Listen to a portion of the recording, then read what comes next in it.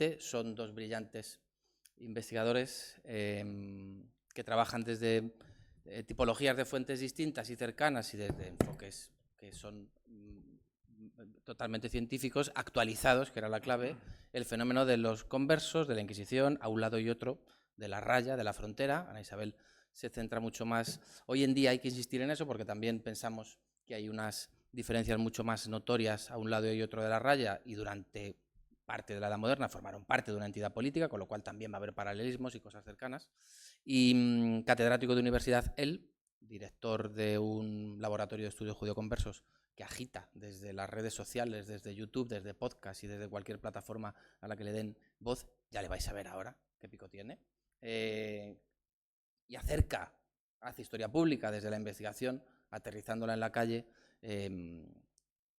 con noticias que nos contará ahora que son interesantes y que tienen mucho que ver con algunos de los errores y clichés que arrastramos en relación a este tipo de historias. Ana Isabel es menos veterana, pero tiene un currículum excepcional, igual, especialista en temas de Inquisición portuguesa, conversiones, institución, funcionamiento, y es compañera además del grupo de investigación Virtuosa Pars, que es lo más ecléctico del mundo. En la Universidad Complutense nos dedicamos a cosas muy distintas unos de otros.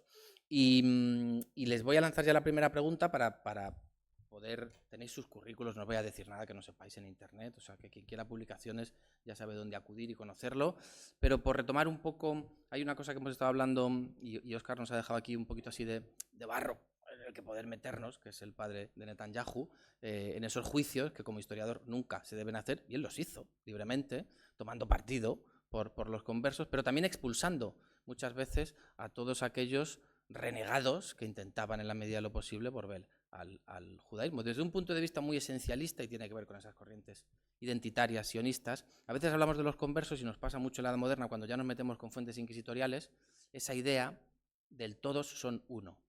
Todos los conversos son un bloque homogéneo, monolítico, que piensan, actúan, se convierten por lo mismo, manejan las mismas estrategias. ¿Sí o no? ¿O estamos hablando de un bloque infinitamente? No, aquí querida.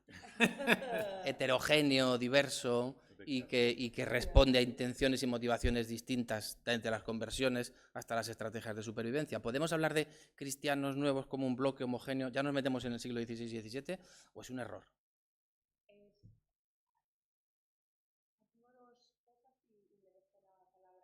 Porque me has cogido del brazo y no me dejas. Digo, sí, es que tengo una lucha personal contra las cuestiones identitarias. Es decir, en el momento en que consideramos que uno, por tener determinada identidad, sea racial, sea religiosa, sea sexual, sea de clase, sea de lo que sea, se tiene que comportar de determinada manera, estamos imponiendo, estamos desdibujando lo que es la realidad, que es mucho más compleja, ¿no? Entonces uno puede tener una identidad de un origen racial o de un origen religioso o de un origen social o de un origen económico o de un origen o con una determinada identidad sexual, y luego se puede comportar de una manera muy diferente. Lo demás es considerar que todas las personas, pues por pertenecer a determinado grupo, ya no tienen ninguna capacidad de autonomía ni de gestión ni de su propia vida, ¿no? No sé qué piensa Enrique. Algo lo mismo, pero de forma menos elaborada conceptualmente que tú, porque yo soy más vasto. Totalmente de acuerdo. Buenas tardes, gracias por invitarnos y por tenerlos aquí, y a ustedes que se han refugiado del calor, van a escucharnos. Sí, estoy completamente de acuerdo en el sentido de que es un fenómeno muy complejo, donde todos tendemos a simplificar porque el ser humano necesita dividir en compartimentos y clasificar a gente y estructurarla de una forma muy mecánica para entender el mundo que nos rodea. Pero ahí contamos con un gran problema. Entre otras cosas, claro, la visión de los inquisidores, que la que sabe más es Ana Isabel, que tienen una visión que no se nos vaya a olvidar, que son personas que han estudiado en Salamanca. Esto no es el mundo de locos anglosajón linchando brujas, porque son lo que son, pero también son lo que son. Desde ahí al campesino que ve que el que prospera y es converso, por tanto hace cosas raras porque se le va bien, por tanto es malo por su propia esencia, ¿no? Pasando por, como se ha dicho, claro, hay conversiones que son de 1391, los judíos toledanos, muchos son vicentinos, que se llama, son conversiones sobre todo de San Vicente Ferrer, bueno, San Vicente Ferrer, y de ahí hasta 1492, que son la última. Entonces, claro, hay gente que tiene muy fresca esa conversión y gente que la tiene muy abandonada. Gente que huye a Portugal, un tercio posiblemente de los conversos, de los judíos que salen en el 92, no se van a los Balcanes, todas cosas, porque no va casi nadie de primer momento, irían al Magreb. se van a Portugal y donde no se les deja salir, unos años después se le obliga a convertirse y sus nietos o sus hijos vienen para acá, que son esos marranos, que llamamos ya más marranos, digamos, que son los portugueses, los judíos conversos de origen portugués, que han estado viviendo en la práctica en una sinagoga hasta 1530 sin que nadie los moleste. Entonces tienen su judaísmo muy, muy, muy fresco y muy vital. Entonces, claro, nos encontramos con Santa Teresa de Jesús, copatrona de España, doctora de la Iglesia, de origen converso, cuyo abuelo tiene que salir de aquí huyendo de la vergüenza pública, y gente que, como Fray de León, que ya está haciendo cosas un poquillo más raras, hasta el que está judaizando en la corte y lo meten y lo prendan fuego, hasta el más atizador de los conversos, que es un mismo converso. Es decir, todas las soluciones y todos los escenarios posibles, como bien he dicho, uno no es esclavo, uno tiene libre albedrío de su manera, y se dan mil situaciones en función, sobre todo, de un elemento que cada vez es más importante, el poder, la riqueza o la imaginación de cada parte de ese grupo, pues adoptarán y encuentra gente que son profundamente católicos de práctica y sus hermanos arden en la hoguera. Y la Inquisición quema a uno y no toca al otro. Porque uno de los problemas de autores como Netanyahu es que no ha visto un papel inquisitorial en su vida y que está trabajando con la responsa rabínica del siglo XVII. Ni un papel. Entonces ya es muy fácil decir las tonterías de que los documentos inquisitoriales no sirven, sobre todo si no los ven, porque no los saben leer o lo que sea, no lo interpreta. Es decir, que estamos hablando de que la Inquisición te prende de 3 hermanos a 2. ¿Y por qué no prende al tercero? Porque el tercero no ha hecho nada. O sea, no porque es un tribunal del horror, pero tiene sus reglas. Entonces, hay gente que practica cosas y gente que no. Y como tenemos las declaraciones, sabemos que, como se le dice a la hija, a qué edad se le mete a la cocina y dice, te voy a explicar tu auténtica religión. Pero hay formas de verse como uno a otro se identifican. No iban por la calle sabiendo que eran cristos judíos. Tienen que identificarse unos a otros como pues, el homosexual en la época del franquismo tiene que hacer algo para que el otro sepa y no le parta la cabeza a llamar a la policía. O el que fuera de la resistencia francesa con los nazis tendría que hacer algo para que el otro lo identificara y no metiera la pata y se declarara como tal ante quien lo podía llevar a la muerte. Entonces, eso demuestra que hay un mundo muy complejo donde el cristojudaísmo al principio es bastante fuerte, en el 15 es muy fuerte, hasta que va desapareciendo, porque claro, si queman unos cuantos miles en la hoguera delante de los demás y echar al resto de los judíos como ejemplo, pues van desapareciendo evidentemente los más implicados, pero es un mundo muy variado, sí. Y además porque la represión no siempre es igual, es decir, nosotros tenemos un tribunal inquisitorial en Castilla que empieza a funcionar a partir del año 80 y sin embargo en Portugal empieza a partir de 1536, con lo cual es que tenemos un tribunal que empieza muchísimo más tarde. La gente ha estado convertida, pero casi no ha habido represión. Hay alguna represión episcopal, pero casi no hay represión, entonces están acostumbrados a vivir en una clandestinidad pues menos perseguida, ¿no? Y eso explica por qué en el siglo XVII nos encontramos a tantos judío-conversos portugueses que salen de Portugal y se convierten al judaísmo. Es lo que determinada historiografía llama, en lugar de los cristianos nuevos, los judíos nuevos. Aquellos que se marchan al norte de Europa y tienen que volver a aprender el judaísmo porque se han seguido considerando judíos durante 100 años, sin embargo, no saben absolutamente nada. Se inventan algo que es, creo, en la ley de Moisés, que es algo que el judaísmo tradicional, esa expresión no la tiene, y de repente tienen que aprender a creer en eso que ellos creen que creen, ¿no? Es muy interesante porque es muy variado.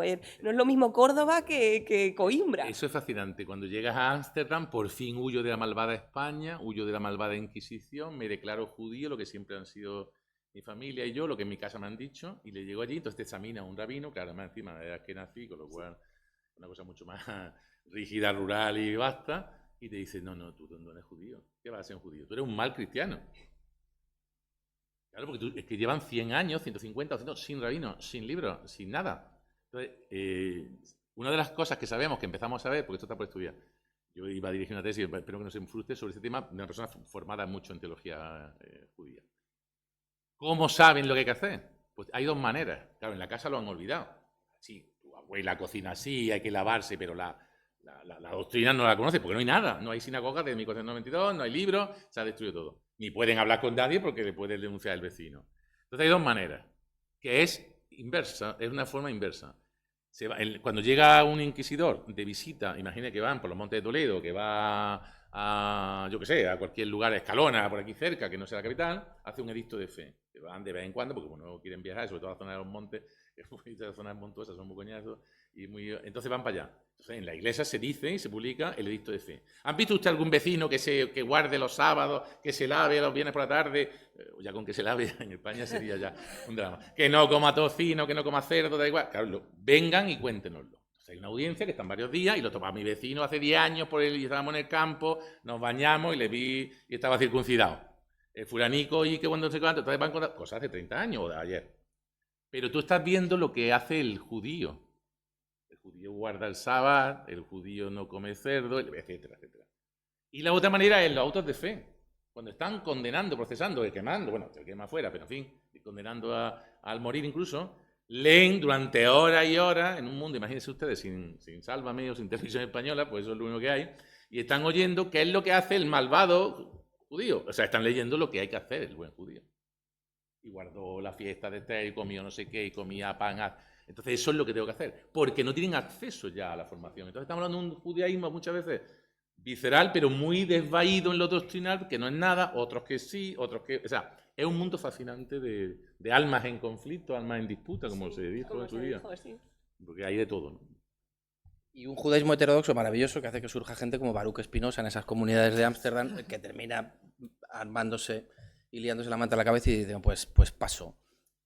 Yo estuve el mes pasado ahí en la librería Montesinos, en Ámsterdam, trabajando con los fondos. Es una pasada, y ves con algunos tratados que son fundamentalmente dogmáticos y que tienen mucha respuesta, mucha publicística anticristiana para formar a esos nuevos judíos en supersticiones y decirle, no, que te traes una serie de supersticiones que se tienen que quedar atrás, que esto son cosas que las habrás aprendido en Coimbra o en Lucena, pero aquí no, porque esto es una comunidad judía ortodoxa.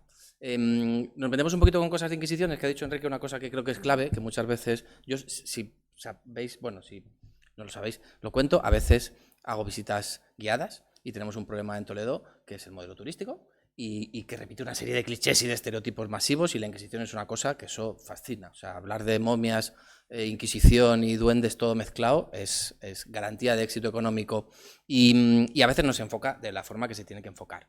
Los edictos de fe a veces los utilizo en las visitas guiadas para que la gente entienda que se hace una radiografía de la práctica, que se confunden creencias cristianas, o sea, musulmanas o judías, con prácticas que son parte de la costumbre. Entonces, en lo que se dice en los edictos de fe, que decía Enrique, que se clavan, que se leían en las iglesias, son radiografías que te dicen, si has visto o has oído decir que tu vecino hace esto, dice esto, antes de comer tal, o se lavan las manos, o el sábado por la mañana se pone ropa limpia, ven, no lo analices. Y da igual si hay alguna parte espiritual, ven y denúncialo.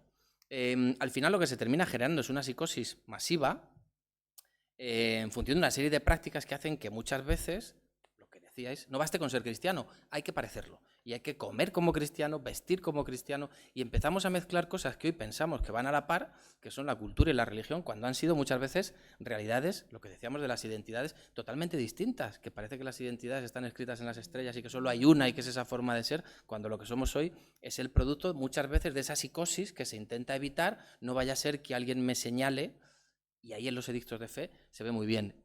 Preguntas amplísimas. Si es lo mismo en Portugal que en Castilla, y si me podéis contar lo que queráis sobre esto, que seguro que queréis y sabéis. A ver, lo que ocurre es que el judaísmo, a diferencia de otras... Perdón, y hablamos de cristianos nuevos de judíos, pero hay un fenómeno, la historiografía pesa, que también son los moriscos. Esta psicosis son los cristianos nuevos de moros, que también pasa, que también los han trabajado aquí ellos dos, y se dan ese tipo de psicosis parecida. Lo que pasa es que le prestamos más atención. Es un fenómeno que historiográficamente hablando pesa mucho más lo uno que el otro, pero que sería equiparable aunque hoy los dejemos fuera. Le doy la palabra rápidamente a Enrique. Lo que pasa es que el judaísmo, no sé si se me oye, a diferencia de otras religiones y de otras religiones de matriz cristiana, es una religión muy de la práctica. Es decir, es una religión muy de pertenezco a esta religión porque realizo determinadas prácticas. Y eso no es solo una construcción de los inquisidores, o sea, es que es así. Es que es así, es decir, uno es judío porque pertenece a determinada familia que lo es, pero también porque está cumpliendo con unas determinadas prácticas. Y eso es así, es muy del cumplir, ¿no? Y claro, cuando nosotros encontramos, o por lo menos Portugal es un caso un poco diferente porque el criptojudaísmo se mantiene hasta mucho más tarde. Y encontramos hay gente siempre pues, muy loca que va por un mesón y dice yo creo en la ley de Moisés, y eso lo encontramos. Pero normalmente la gente no va por ahí diciendo, como dice Enrique, no va por ahí diciendo yo creo en esto, denúnciame, sino que hay indicios. Entonces, el indicio es que no come determinados alimentos, no tiene por qué ser solamente el tocino, pueden ser otros, o no trabaja determinados días de la semana y no lo hace el sábado en lugar de descansar el domingo, o de repente empieza a realizar determinados ayunos que no son los ayunos que se realizan en el cristianismo. En el cristianismo el ayuno es no comer en una de las comidas del día o determinada abstinencia de la carne, y en el judaísmo es pasar el día ayunando, ¿no? Y entonces esas prácticas son las que dan indicios. Obviamente lo que quiere un inquisidor y lo que va a querer siempre es que luego él confiese. Porque solamente por la práctica yo puedo acusar a alguien de sospechoso, pero lo que tengo luego es que llegar a la confesión, ¿no? Yo en qué creo. Pero esa práctica, realmente los inquisidores no se están inventando, que detrás de eso puede haber en un inicio una creencia religiosa, porque en eso el judaísmo es muy de mantener determinada ritualidad. Y le dejo a Enrique, que sabe más de Castilla. No, bueno, de Castilla puede que algo, pero yo dirijo a tesis a un rabino. Entonces un día le pregunté en mi despacho, digo, ¿en qué creen los judíos? O sea, la muerte, ¿qué pasa? Dicen, no lo sé, no lo sabe nadie. Unos creen que no hay nada, otros que algo habrá, otros en la reencarnación, porque como hay allí un verso por ahí en el Nuevo Testamento que yo he quitado ya, ¿tú qué creéis? ¿En qué? Digo, ¿para qué sirve esto? Dice, porque si lo hacemos bien nos va a traer suerte en este mundo, en la versión. Digo, esto es como de allí. Y es que es poco más que, me recuerda mucho, yo me dije alguna vez sobre Japón, el Shinto, es decir, una región muy supersticiosa, en realidad, una región muy supersticiosa, como nosotros, nos digamos supersticiosa, muy poco doctrinal y muy práctica. Entonces, claro, los inquisidores, eso es uno de los grandes errores. No es que los inquisidores solo se fijaban en la praxis. No, es que lo has dicho maravillosamente, los judíos es que eran la praxis. No vas a ver un señor que esté allí pensando, porque entonces Elías... Son mucho más prácticos. Y una de las cosas que más miedo, bueno, que más sale a reducir, que supongo que le daría bastante miedo por la extensión, es no hay más, en este mundo no hay más que vivir ahora y se acabó. Claro, el problema no sabe si son todos judíos, de origen judío, encierra gente escéptica, porque, digamos, lo que es el ateísmo no se puede concebir fácilmente antes del siglo XVIII, ¿no? Como un concepto, ¿no? Como algo elaborado. Pero es una de esas cosas, es decir, veme aquí disfrutar y en el otro mundo no me verás penar. Es decir, déjate tonterías que el mundo es este. Y si hago las cosas correctamente, Dios me va a ayudar. Pero, o sea, son unas prácticas. Entonces, claro, el inquisidor lo sabe, pero tonto, pero que ha estudiado. Entonces, claro, también el problema está dónde está la praxis pura y dónde está la práctica de costumbre. Yo pongo un ejemplo perfecto. Mi abuela, que era la más cristiana de Granada, bueno, quiero decir, una mujer profundamente católica y tal, ponía una cosa el Día de los Difuntos. Hay ustedes, a la persona mayor a lo mejor le suena algo con agua, un aceite, unas velas flotando. Y yo un día le pregunté, ¿y eso qué es? Ah, las palomitas en Granada se llama. ¿Y eso para qué? No lo sé. Para los muertos, digo, ya me vuelve la mujer culta. Digo, pero no lo sé, lo hacía mi madre.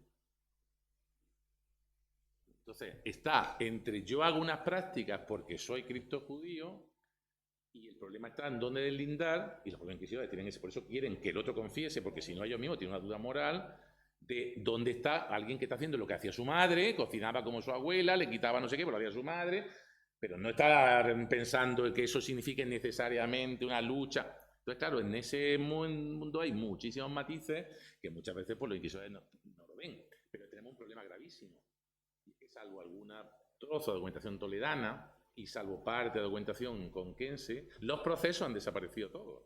Los quemaron los franceses al comienzo del siglo XIX. Estoy diciendo que todos los tribunales de distrito ardieron. Todos. Menos donde nos llegaron, es decir, los de 3 de América, Canarias, y en Cuenca, que se salvó de milagro, porque creo que no encontraban las llaves, según decía, en esta sala hace muchos años o algo parecido, porque estaba en Vázquez Villanueva cuando yo era un niño, porque hasta yo fui joven, y decía que creo, la leyenda decía que no encontraron la llave y se fueron y le prendieron fuego a la casa del canónigo que estaba al lado, pero no al archivo. El archivo estaba más o menos intacto. Los procesos han desaparecido, casi todos, el 90%. Entonces, claro, tenemos los resúmenes, tenemos los resultados, las sentencias, a veces, pero no sabemos lo que decía, ni lo que alegaba la víctima, ni el abogado, ni el otro. Entonces ya los matices son muy difíciles de pillar en muchos casos. No es sencillo tanto a veces profundizar al nivel que quisiéramos.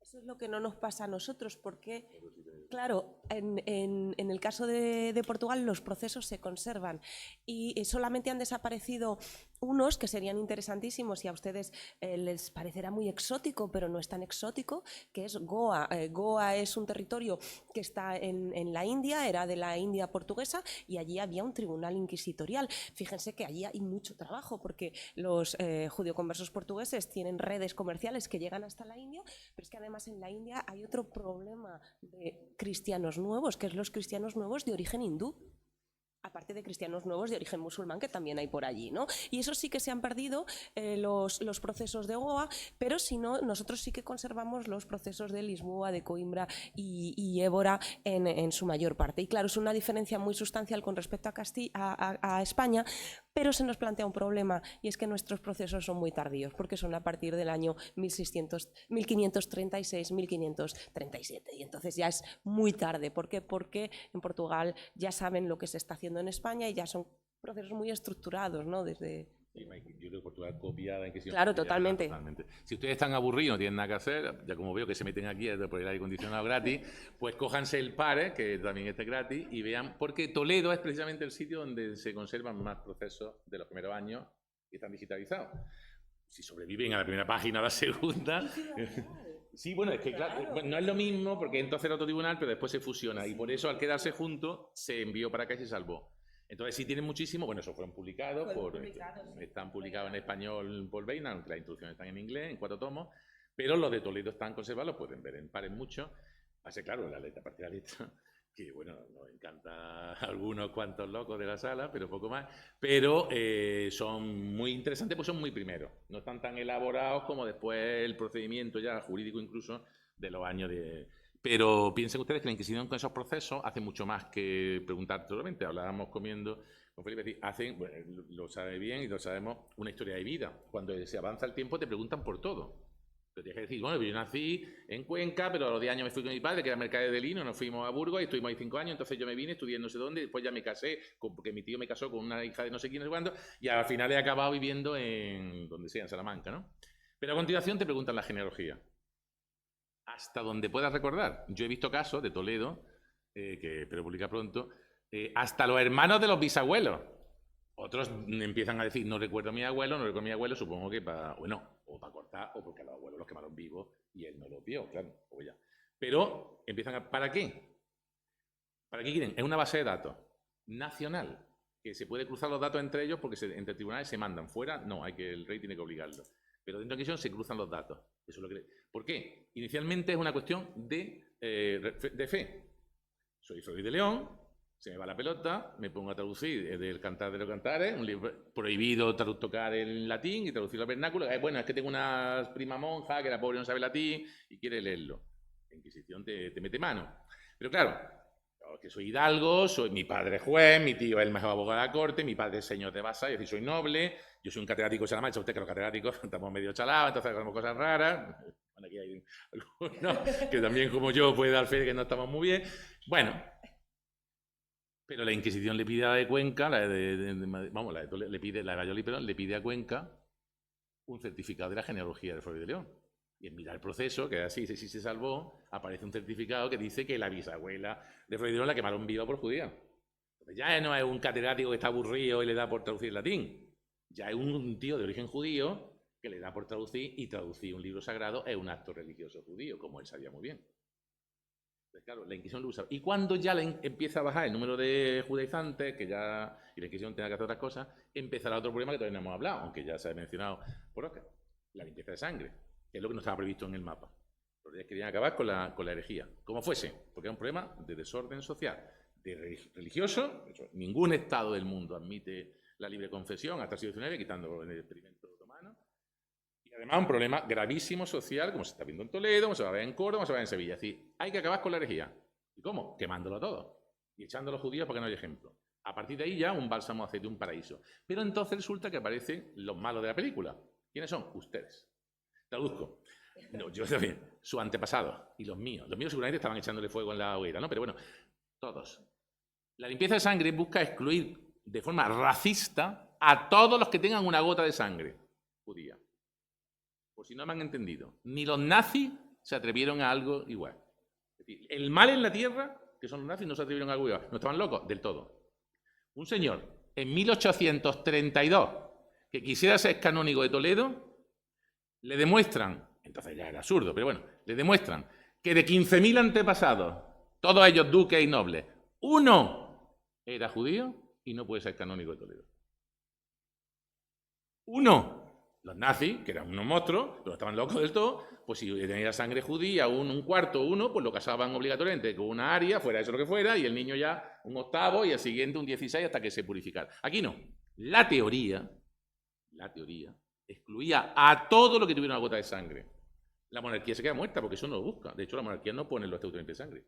Lo sanciona como se ve obligado. El pueblo, la víbora asesina del cardenal Silicio Toledano, la persona que más me repugna de la historia humana, bueno, de la historia toledana, la historia humana es más grande, el que pone por odio de clase eso, y a partir de eso empieza a extender.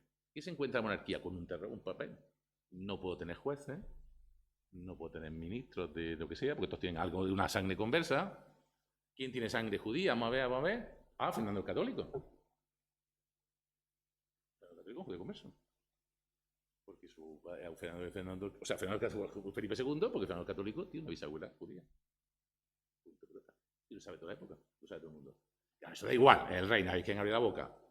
Pero lo tienen los que han salido aquí, los Pacheco, los Girón, el obispo Barrientos, que le escribe una carta que es poco conocida y está publicada en los años 70, que dice a su sobrino: qué suerte tenemos, somos los mejores del mundo, hidalgos y conversos.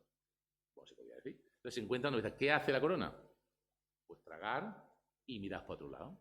No me puedo cargar lo que es santo y justo, que es separar a los cristianos por eso, miro para otro lado. Permito que con el dinero, la corrupción, el tío comprado, esto vayan entrando, porque estoy sin potenciales jueces, militares, nada, no, gobernadores, nadie, no, porque el sistema es demencial, entonces mantengo. ¿Pero qué ha conseguido? Ya me callo, no me mire, no. Me callo. ¿Qué ha conseguido eso? Que nos creamos que somos cristianos viejos y que los judíos acabaron en España en 1492. Y eso es la mayor monstruosidad. Al final ganaron. No ganaron. Todos ustedes son cristianos viejos, todos ustedes son judíos de origen judío.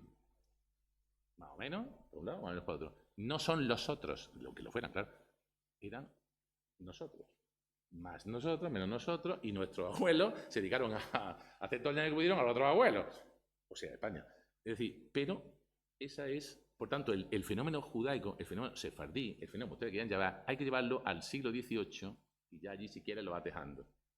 Por cierto, todos los dibujos y todas las sátiras contra el ministro desamortizador Mendizábal, que le pintaban con rabo de los niños, un rabo, porque los judíos llevan rabo y los hombres menstruan, por cierto, ¿verdad? No es broma. Los niños tirando el rabo, como había acabado con la iglesia, con la vida de la iglesia, era judío. Bueno, hasta que llega el archivero de Cádiz, publica un libro y sus 16 tatarabuelos son quemados por la hoguera, son marranos del siglo XVIII. Y hasta ahí llega el fenómeno judío. No se acaba en 1492. Se acaba en el siglo XVIII y XIX. De otra manera. Perdón. No, coge aire, ya está. Os doy 10 segundos para que traguéis un poquito de agua. Los estatutos de limpieza de sangre son una redacción toledana. El cardenal Silicio, en una segunda fase de la Inquisición, establece que para acceder a un cargo, por así decirlo, de forma amplia, primero de la catedral, del cabildo, pero posteriormente se trasladan a la esfera ya, pero que llamaríamos hoy política civil, tiene que presentar una genealogía y demostrar que no tiene un antepasado judío ni musulmán. A partir de ahí hay un debate académico que es interesante y que agradezco mucho que Enrique vaya sin filtro, que hay que traspasar. Es que no se puede hablar de racismo porque no se habían formulado las razas todavía, porque eso es así. Venga, si hay algo que no se borra porque se queda en la sangre más allá del bautismo, pues estamos hablando de unos antecedentes clarísimos de racismo. Y eso genera una psicosis que se extiende, como decía Enrique, hasta el siglo XVIII. Hay unos tratados médicos muy interesantes. Cierro un poquito la parte toledana. En Toledo sabéis que uno de los insultos tardomedievales era berenjeneros. Tiene mucho que ver lo que comen con lo que son, con lo cual todo el mundo es judío converso, aunque hoy presumamos de ser, no yo, que no tomo partido, pero hay gente que estas cosas del esencialismo se las traga, cristianos viejos, En Toledo se genera una psicosis que los médicos muchas veces interfieren diciendo, lo publicó José Pardo Tomás del CSIC, es un artículo precioso, no le podemos bajar los pantalones a los conversos, no podemos ver si van retajados. A escondidas sabemos que lo hacen. Algunos médicos suyos están autorizando circuncisiones a escondidas. Huélelos, que si en casa comen distinto, huelen distinto. Eso también tiene una mejita de racismo. De cierta forma, claro.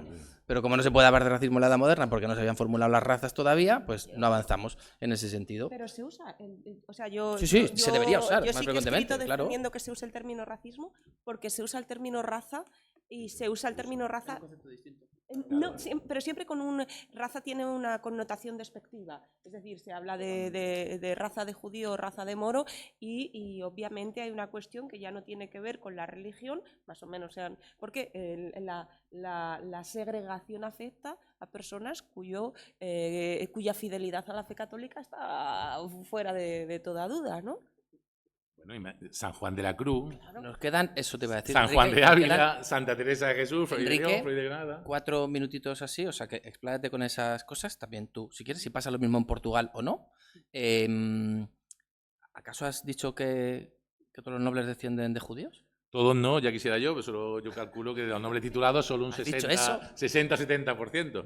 Vamos a ver, tenemos que pensar que la gran diferencia con Portugal, y eso lo he dicho alguna vez en Portugal, es que ellos se convierten, los judíos, en 1497 y se les da una tolerancia enorme hasta el 36, 1536. Es decir, ellos empiezan a tener problemas serios en 1536. El judío converso español es de 1391, la mayoría.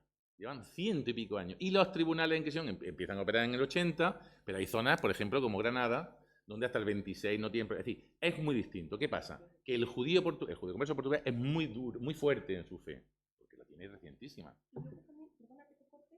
Porque es que nosotros allí no tenemos estatutos de limpieza de sangre hasta 1621. Mejor me lo pone.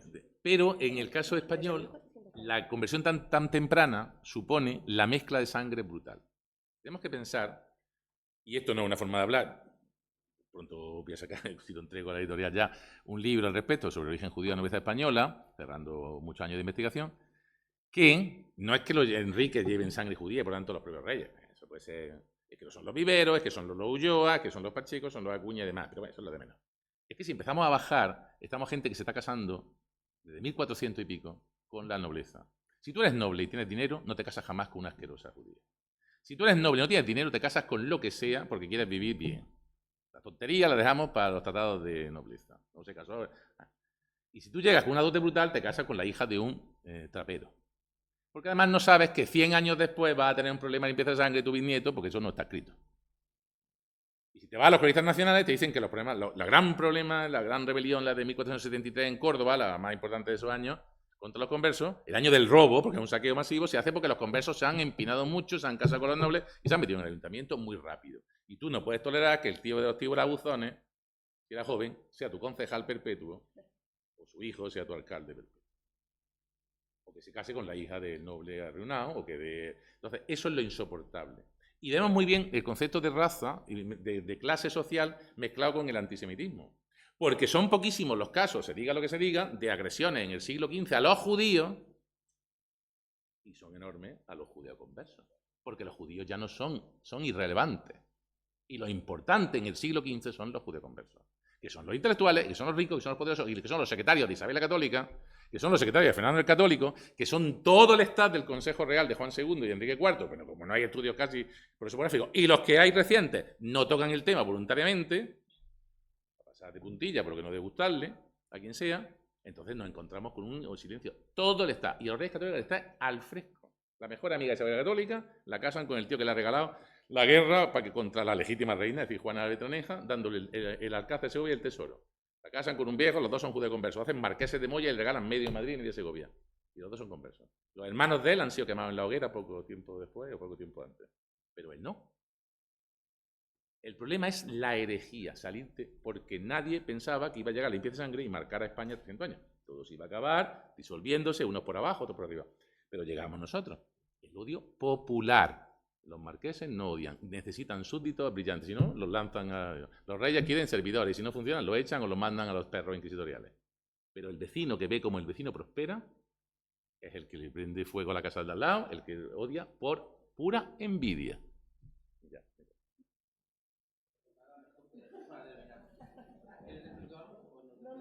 allí también, o sea, el único motín grande anticonverso, que es el de 1506, la corona reprime el motín anticonverso y castiga a los frailes y al pueblo que ha estado incentivando el odio a los conversos.